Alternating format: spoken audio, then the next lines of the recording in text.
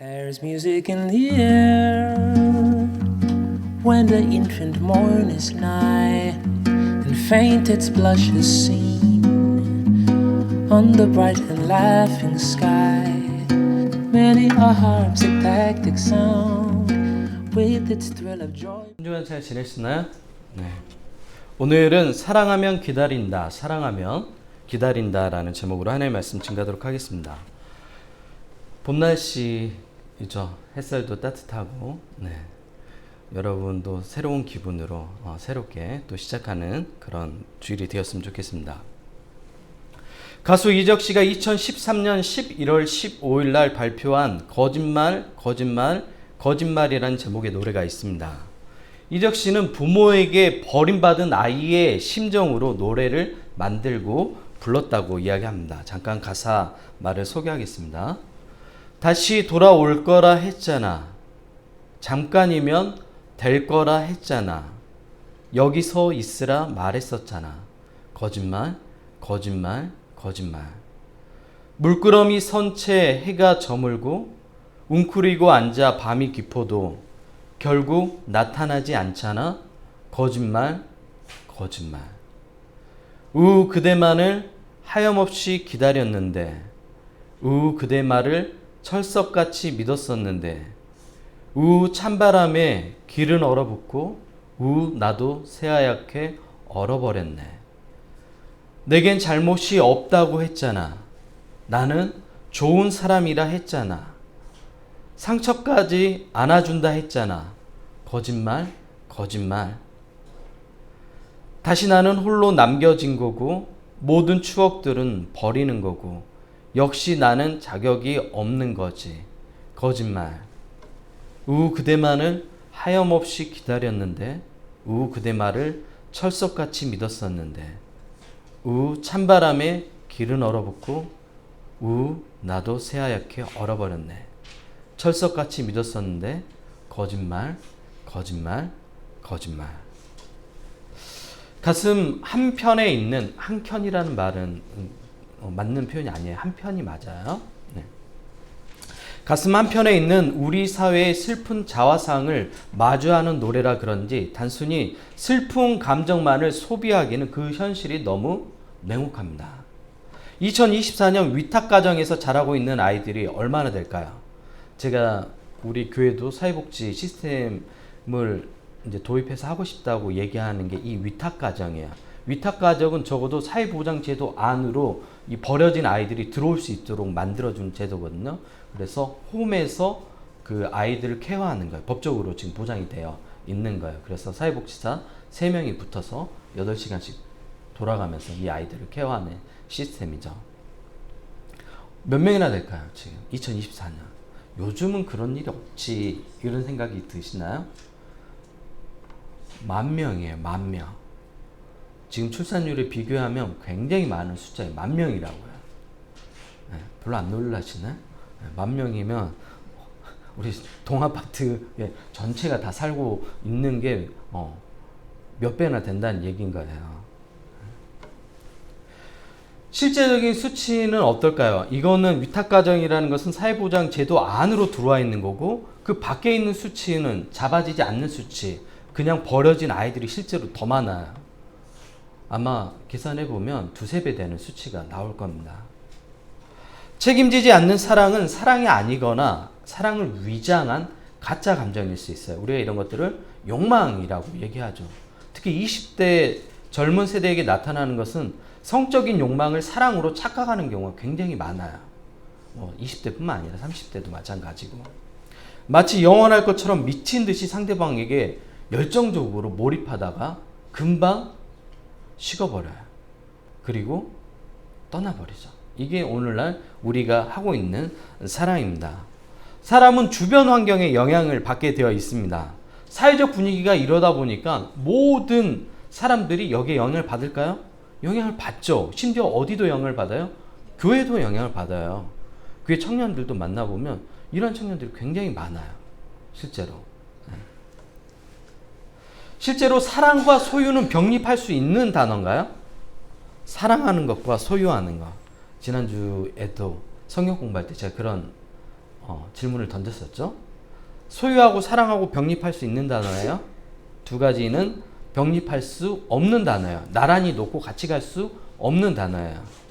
하지만 사랑과 소유는 통합되지 않는 특성이 있는데도 불구하고 현대인들은 사랑과 소유를 통합하려는 어리석은 시도를 합니다. 왜냐하면 사랑의 특성 안에 뭐가 있냐면 상대방의 생각과 감정을 존중하는 배려라는 그 특성이 있기 때문에 이게 불가능한 거야. 그래서 소유할 수 없는 것입니다. 그래서 근데 현대인들은 이처럼 진짜 사랑을 말하는 성서의 가르침에 대해서 잘 이해하지 못해요. 왜? 그런 사랑을 주위에서 볼 수 없으니까 없다고 생각되는 거야. 내가 경험하지 못하면 없는 것처럼 느껴져요. 실제로 존재하지만. 오늘 본문의 주제가 뭐냐면 사랑입니다. 그것도 가장 최상의 사랑인 하나님의 사랑을 보여주는 본문입니다. 본문의 오리지널 제목은 뭐냐면 잃은 아들의 비유가 오리지널 제목이에요. 하지만 이 성경이 원래 헬라어로 기록됐고 그 헬라어로 기록되기 전에는 아람어로 사람들이 실제로 썼어요. 갈릴리 지역은 아람어를 실제로 썼고 아람어를 헬라어로 번역했고 헬라어를 나중에 중세시대 때 뭐로 번역하냐면 라틴어로 번역해요. 이것을 불가타 역이라고 얘기하는데 불가타 역의 잃은 아들의 비유에 붙여진 제목이 탕자의 비유예요. 그래서 우리가 여러분도 오늘 본문 보면서 탕자의 비유로 알고 있는 분들 많죠. 원래 제목은 오리지널 제목 뭐라고요? 잃은 아들에 관한 비유예요. 탕자라고 하면 단순히 나쁜 행동을 한 그런 아들의 이미지가 너무 많은 거예요. 근데 잃은 아들이 맞아요. 왜냐하면 하나님의 사랑을 보여주는 본문이기 때문에 그렇습니다. 오늘 본문을 이해하기 위해서 우리가 알아야 될 중요한 질문이 있는데 예수님께서 들려주신 이야기예요. 탕자의 이야기는 실제 이야기가 아니에요. 예수님께서 들려주신 이야기예요. 그러면 예수님은 왜 이 이야기를 들려주셨을까요? 이게 질문인 거예요. 이 내용이 본문 1절과 2절에 나옵니다.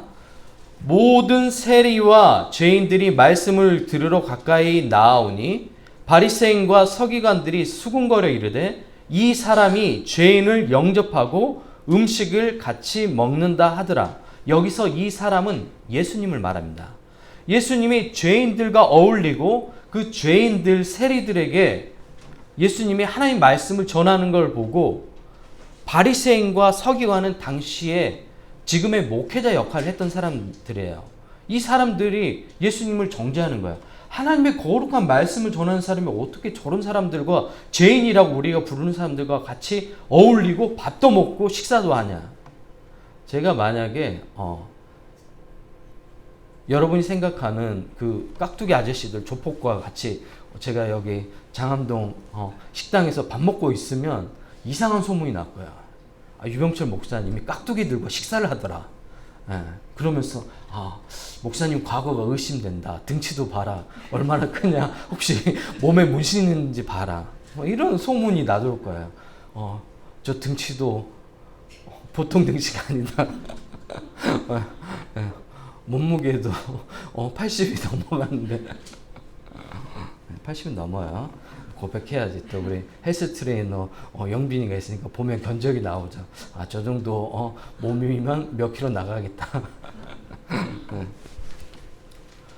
싫어하죠, 여러분도. 제가 좋은 사람들과 만나서 좋은 모습만 보여주기 원하잖아요. 그랬던 거예요. 예수님이 세리들하고 당시 몸을 파는 여성들과 같이 식사를 하는 것을 보고 서기관과 바리새인들이 비난했던 거예요. 그때 예수님이 이 이야기를 들려주고 있는 거예요. 이해됐나요? 네. 이제 어떤 내용인지 계속 본문 속으로 더 들어가 볼까요? 성경 속에 나오는 모든 비유는 우리가 생각하지 못한 부분을 생각하도록 만들어줍니다. 비유라는 것은 바로 옆에 이야기를 들려줌으로써 내가 객관화해서 이 모든 상황을 내가 생각하지 못했던 부분들을 생각하도록 돕는 게 비유예요. 이 이야기를 통해서. 그래서 비유가 파라볼레, 바로 옆에 던져서 바라보는 거예요. 비교해서. 이런 것들을 현대 언어로 얘기하면 뭐라고 얘기하죠? 메타 인지라고 얘기하는 거예요. 옆에다 두고 이 이야기를 통해서 내가 생각하지 못한 부분을 바라보게끔 해주는 거야. 가장 먼저 나오는 게 오늘 우리가 읽지는 않았지만 잃은 양에 대한 비유예요. 100마리의 양을 목축하는 사람이 한 마리 잃은 양을 찾아서 헤매는 내용이 나와요. 이 양을 찾기 위해서 99마리 양은 잠시 놓아두고 잃어버린 한 마리를 찾기 위해 계속 여기저기 찾아다닌 거예요. 목자가. 그리고 한 마리를 결국 찾았는데 이 한 마리 양이 기진맥진해가지고 길을 잃었으니까 걸을 수 있어요? 못 걷죠. 목자가 어떻게 해요? 이 잃은 어린 양을 어깨에 들쳐매고 오는 거예요. 그리고 돌아오고 난 다음에 어떻게 했을까요? 나의 잃어버린 양을 찾았다고 주변 사람들과 같이 기뻐하는 게 첫 번째로 나온 비유가 잃은 양의 비유예요. 그리고 두 번째 비유가 이어져요. 잃은 드라크마를 찾는 여인의 비유야. 여러분이 드라크마라고 하면 어렵지만 요즘으로 얘기하면 노동자의 하루 품값이에요. 집사님 지금 요즘 그 노동자 하루 품값이 어떻게 되죠? 인력수 가면 어느 정도 되나요? 12만 원 정도. 12만 원? 네. 그러면 이 드라크마는 12만 원 정도 되는 거예요. 오늘날 화폐 가치로 하면. 근데 10 드라크마라고 얘기하면 액수가 더 커지겠죠. 네. 근데 단순히 이게 경제적인 게 아니에요. 중요한 게 있는데 유대 전통에서 결혼식 할 때 지창금으로 가져가는 게 있는데 이 드라크마예요. 하나가 아니라 10개를 묶어서 같이 가져가요. 그러면 이 10개는 어떤 의미가 있는 거예요? 단순히 화폐의 가치가 아니라 결혼하기 전에 가지고 왔던 추억의 물건. 결혼 그러니까 다들 표정이 별로 안 좋네. 막 이렇게 설레고 이래야죠. 막 결혼 치긋치긋. 진짜 이런 느낌이면 안 돼요. 그러니까 청년들이 결혼 안 해요 요즘. 에? 다 결혼 안 한다고 그러잖아요. 아이도 안 낳아요. 저놈 원수 새끼 막 이렇게 여러분 얘기하니까 난 너무 결혼 생활이 행복하다고 이렇게 얘기해줘야 결혼할 마음이 있는데 결혼 안 해요. 네. 근데 그 결혼식이 생각이 나는 거예요. 그때 그 아가씨였을 때 설렜던 마음. 우리 백현희 권사님 아가씨 때 어땠어요, 집사님? 예뻤나요? 한인물 하셨죠? 그러니까 우리 예은이 나이 때 얼마나 또 예쁘셨을까요?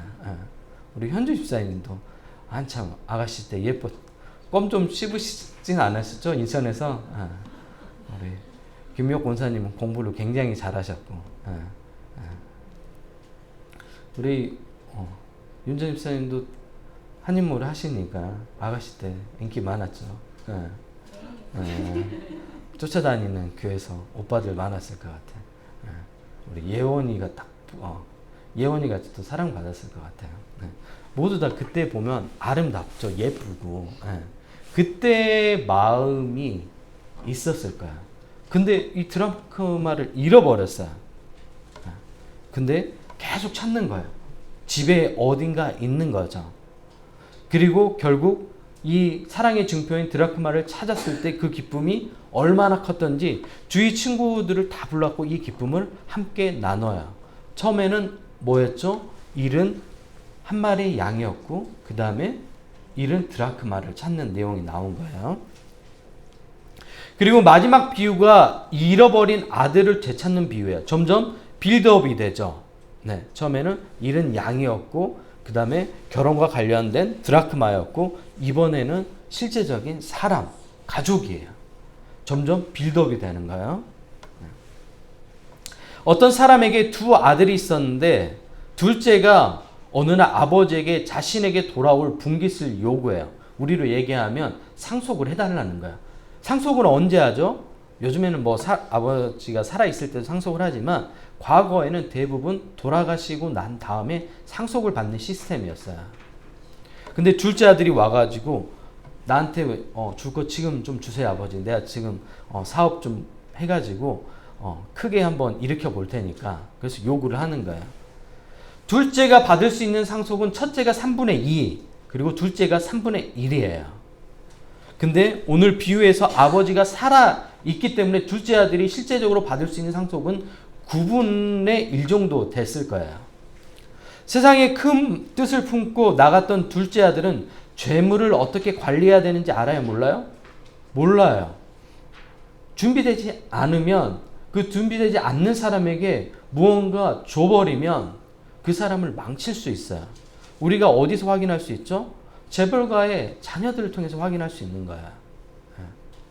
준비되었을 때 뭔가 그 사람에게 주면 굉장히 잘 유용하게 잘 쓰죠. 근데 준비가 안 됐는데 과도하게 그것을 줘버리면 망치는 거예요. 로이를 망칠 수 있는 가장 좋은 방법이 있어요. 로이에게 매달 100만 원씩 줘보세요. 진짜로 망칠 수 있어요. 애를 망치는 지름길인 거예요. 그게. 저 나이 때는 저 나이에 맞는 경제 규모와 생활권 안에서 생활할 수 있도록 용돈을 줘야 돼요. 근데 우리 로이 너무 귀하니까 내가 매달 100만 원씩 로이 용돈 줘야지. 그러면 로이 인생 망치는 거예요. 이상한 애가 돼버린 거예요.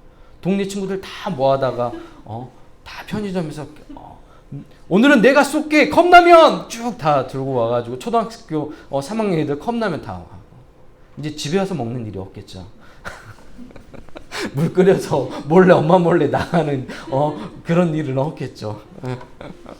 편의점 가가지고 다 이렇게 오늘 삼각김밥 쭉 줄 서 해가지고 애들 딱 줄 세워가지고 너 나랑 내 말 안 들었잖아. 너는 뒤로 빠져. 이런 것들을 하게 되는 거예요. 준비되어질 때 그 아이한테 맡겨야 되는 거예요. 근데 오늘 둘째 아들은 재물을 어떻게 관리해야 되는지 모르는 채 아버지께 유산을 받아서 먼 나라로 떠납니다. 이것을 잘 보여주는 구절이 13절이에요. 그 며칠이 안 되어 둘째 아들이 재물을 다 모아가지고 먼 나라에 가 거기서 허랑방탕하여 그 재산을 다 낭비하지니. 여기까지만 봐도 우리는 둘째 아들의 결론을 이미 예측할 수가 있죠. 이 둘째 아들은 곧 망하게 되었고 돼지 치는 일을 하게 됩니다. 그리고 배가 너무 고파 돼지 먹는 쥐염 열매를 먹으려고 해도 주는 사람이 없다고 얘기합니다. 그 오은영 씨가 나오는 그 이제 부부들을 상담하는 프로그램이 있어요. 거기 보면서 제가 막 너무 답답한 그런 부부들이 많은데 어떤 부부들이냐면 남자인 경우도 있고 여자인 경우도 있어요. 자신들이 살고 있는 경제 규모를 잘 파악하지 않아요. 그래서 소비가 굉장히 심해요. 그래서 같이 사는 배우자가 미쳐버리려고 그래요. 아내가 그런 경우는 남편이 정말 힘들어요. 한 달 카드값 막 500 이렇게 나오고 부인은 몰라요. 자기가 그렇게 쓰는지. 왜 그렇게 했냐고 보니까 자기는 그냥 얼마 큰 게 보니까 실제로 크게 쓴 돈들은 없는데 정말 많이 썼어요. 그런 사람이랑 살면 어떻게 되겠어요? 미쳐버리는 거죠. 반대인 경우도 있어요. 남자인 경우도 있어요. 경제를 잘 규모 있게 쓰는 걸 못 배우면 이렇게 되는 거예요. 실제로 굉장히 많아요. 요즘에. 아이를 한두 명밖에 안 놓기 때문에 아이들한테 이런 경제관념 안 가르친 거예요. 그러니까 그 아이들이 새로운 가정을 이루었을 때는 어떻게 돼요? 자신에게 그 경제권이 주어지니까 막 쓰는 거예요. 그래가지고 저는 막 옆에서 보는데 고구마 먹은 것처럼 막 가슴이 또 보는 내내 답답한 거예요. 같이 사는 사람은 어떨까? 남편은 막 삼각김밥 먹으면서 일하는데 아내는 막 파스타 막 이런 거 먹는데 막 7, 8만 원 친구들이랑 만나서 그냥 자연스럽게 쓰고 막 이런. 남자들이 좀 불쌍해요. 여성인 경우도 있어요. 아까워가지고 그런데 햄버거 먹고 이러는데 막 우아하게 브런치 먹고 커피 한 잔 마시고 또 저녁에 또 레스토랑에 식사하고 이런 경우들. 경제적인 것들도 잘 아이들에게 잘 가르쳐야 됩니다. 우리 청년들도 잘 배워야 돼요. 그리고 상대가 그런 경제적인 관념이 있는지 금융직기를 해봐야 돼요. 그래서 이 여자는 이런 경제적인 관념이 있구나. 이 남자는 이런 경제적인 관념이 있구나. 근데 그런 경제적인 관념이 없는 여자 만나면 영빈아 엄마랑도 갈등이 생겨. 엄마 보면 환장하지. 엄마는 검소하게 평생을 살았는데 두 아들 키우느라고. 며느리 보면 이제 속 뒤집어지지. 그러면 이제 고부간의 갈등으로 번지는 거야. 딱 엄마가 한마디 하고, 야, 너 좀 잘 경제적으로 써라. 그러면 이제 또, 아내는 또 영빈이한테 또 이렇게, 자기 엄마는 뭐 답답하다고 꼰대같이 왜 그러냐고, 우리가 알아서 살 건데 막 이러고, 영빈이 이제 중간에서 여자들 사이에서 막 힘들어 미치는 거야. 그러니까 그런 여자를 처음부터 만나면 안 되는 거예요. 그러니까 이쁜 여자, 돈 많이 버는 여자, 이런 거에 초점이 맞춰가지고 다른 것들을 못 보면 불행해질 수 있는 거예요. 그래서 항상 뭘 봐야 돼요? 마음 씀씀이가 좋은 사람이 쇼핑 중독 있고 그러진 않겠죠.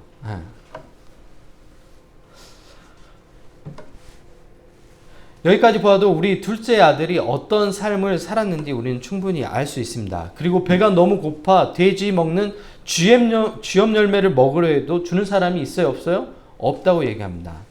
아이러니하게도 사람은 밑바닥을 경험할 때 뭔가 깨닫게 됩니다. 그게 참 이상하죠.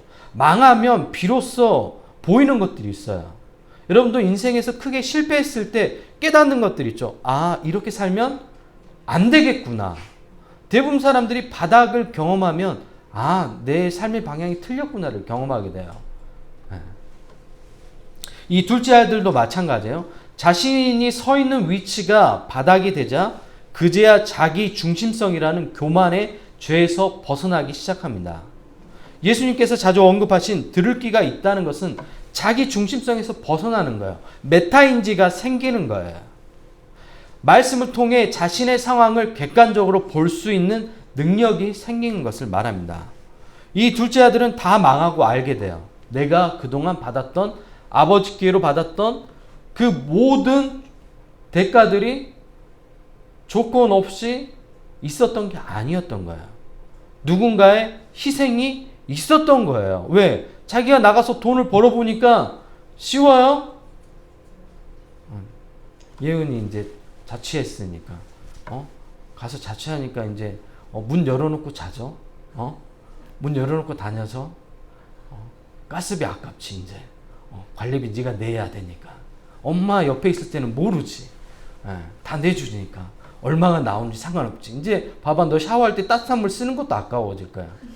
진짜예요. 자기 자참 그래.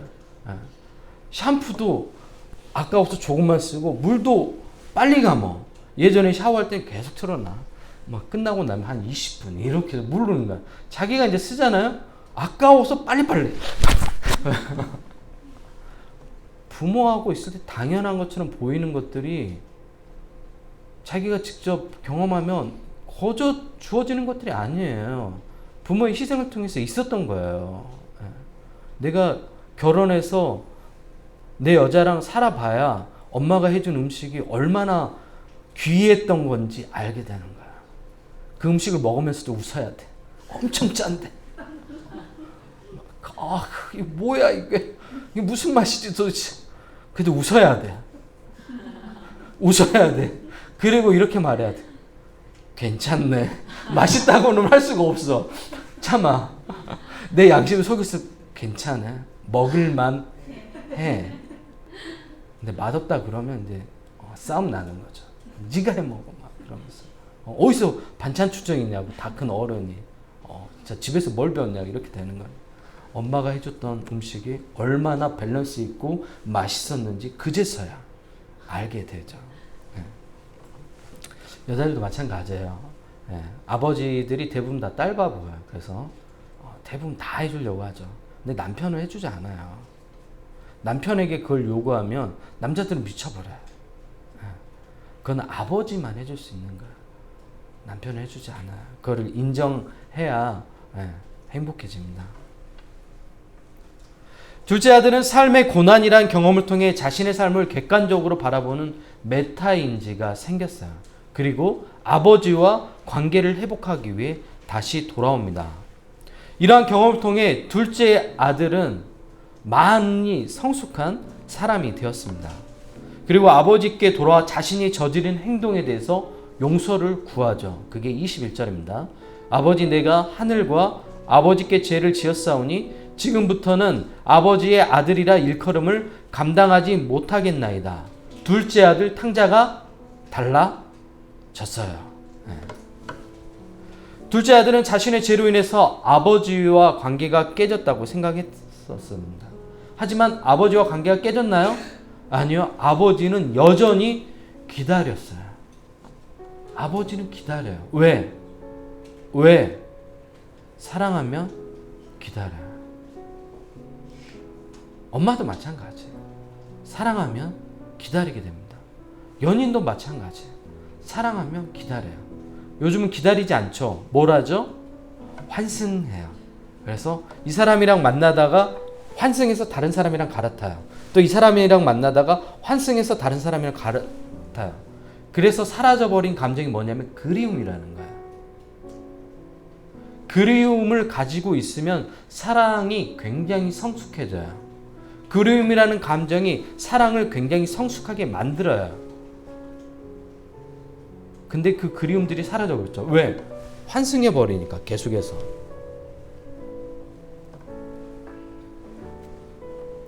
내가 그런 삶을 살고 있다면 이제 그만 환승해야 돼요. 많이 해봤잖아요. 환승한다고 더 나아져요? 결론이 이거죠. 그놈이다. 결론이. 그리고 남의 집 남편, 아내 보면 되게 잘하는 것처럼 보이죠. 그 집에 가서 살아봐요. 그놈이다. 자기 옆에 있는 사람이 가장 좋은 사람이에요. 아버지는 항상 그 자리에서 기다리고 있었어요. 마음의 거리가 멀어진 건 오직 둘째 아들 뿐이었습니다. 아버지는 항상 그 자리에서 기다리고 있습니다. 이것이 바로 하나님의 사랑이에요. 하나님은 항상 여러분을 기다리고 있습니다. 하나님의 자녀의 신분의 조건이 있나요? 없죠. 우리를 자녀라고 하나님께서 선택해 주신 거예요. 그것은 은혜예요. 그것을 우리가 하나님의 은총이라고 이야기하는 거예요.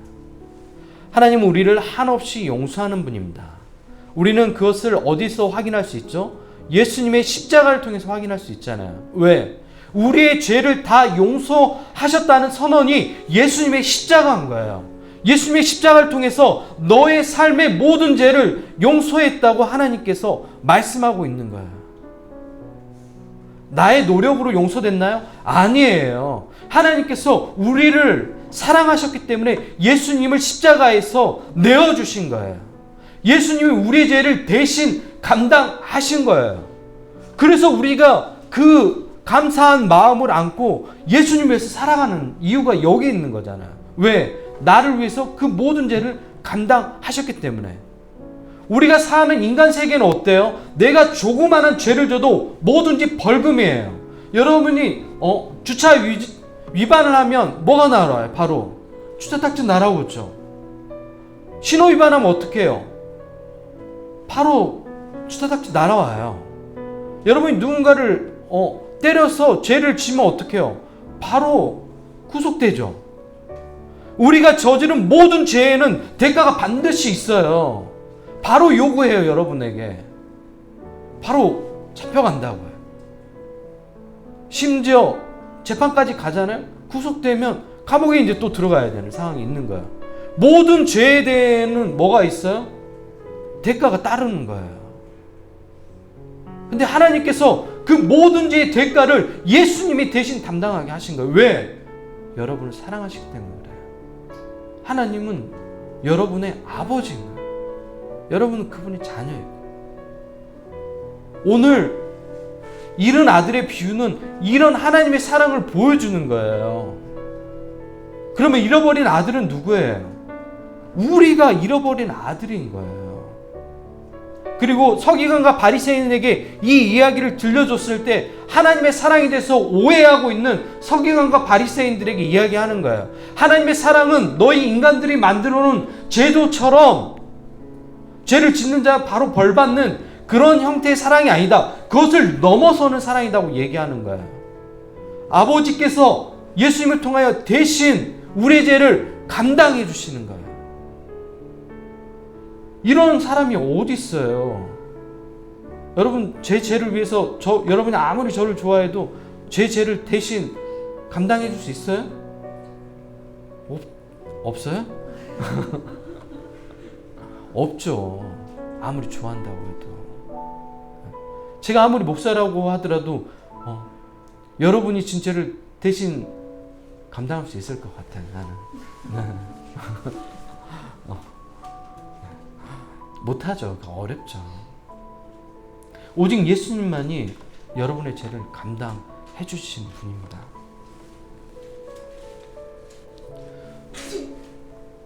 존재하는 모든 생명이 아름답습니다. 그리고 여러분 모두는 하나님의 사랑하는 존재예요. 하나님이 여러분을 사랑하는 존재로 만드셨어요. 그 사랑이 예수님의 십자가를 통해서 확인되었습니다. 이른 아들은 무리예요. 하나님은 항상 그 자리에서 기다리세요. 돌아가셔야 돼요. 그리고 하나님의 그 넉넉한 사랑 안에서 삶을 다시 시작해야 됩니다. 이 하나님의 사랑이 여러분을 향한 사랑입니다. 스바냐 3장 17절입니다. 너희 하나님 여호와가 너희 가운데 계시니 그는 구원을 베푸실 전능자이시라. 그가 너로 말미암아 기쁨을 이기지 못하며 너를 잠잠히 사랑하시며 너로 말미암아 즐거이 부르며 기뻐하시니라. 하나님이 여러분 때문에 기쁨을 이기지 못한대요. 너무 기뻐하신대 되잖아요. 수요일날 우리 성경 공부 대신 독서 모임을 하잖아요. 네, 우리 예원이하고 현호 청년 이렇게 이번 주에는 와서 했는데 너무 예쁜 거예요. 둘 다. 예원이는 교복을 입고 왔는데 SES 유진 알아요? 예전에 걸그룹 그 SES라는 걸그룹이 있었어요. 예전 걸그룹이에요. 지금은 유진은 그 드라마 여주인공으로 많이 나오는데 유진 같은 거예요. 교복을 입고 왔는데 너무 예쁜 거예요. 와, 이렇게 예쁜 교복을 입은 중학생이 세상에 있을까? 우리 현우 청년 수요 이제 독서 모임 하는데 톨스토이 단편집이니까 여러 개가 모아진 거예요. 한 챕터를 읽어보라고 했는데 다 읽어봤더라고. 그리고 같이 대화 나누는데 대화를 하다 보면 그 사람의 세계가 보여요? 보이죠. 김현호가 가진 세계가 너무 예쁜 거예요. 야, 이런 건강한 생각을 하는 청년이 있구나. 야, 김현호의 세계에 빠져들었어. 참 예쁘다. 남자한테 예쁘다가 좀 이상하긴 한데 참 생각이 예쁘다. 우리 예원이도 예쁘고. 목사님 제가 봐도 이렇게 예쁜데 하나님 보실 때 어떻겠어요? 하나님 여러분 보실 때 얼마나 예쁘시겠어요? 여러분 한 사람 한 사람 하나님 너무 사랑스러운 눈으로 바라보고 계세요. 우리 모두 그런 하나님의 자녀입니다. 여러분이 그런 사랑받는 존재라는 사실을 잊지 마시고 한 주도 힘차게 삶을 살아가십시오. 여러 가지 환경 속에서 여러분을 비난하는 사람들 있죠? 그럼 비난이 뭐가 그렇게 중요해요? 여러분 잘 모르는 사람이잖아요. 여러분 평가하는 사람도 있잖아요. 그게 뭐가 중요해요? 여러분 잘 모르는 사람이잖아요. 근데 하나님께서 여러분을 존귀하다고 얘기하잖아요. 그만큼 가치 있는 일 어디 있어요? 하나님의 사랑을 받는 그 사랑으로 한 주간을 살아가는 예분께 성도들 모두가 되었으면 좋겠습니다. 기도하겠습니다.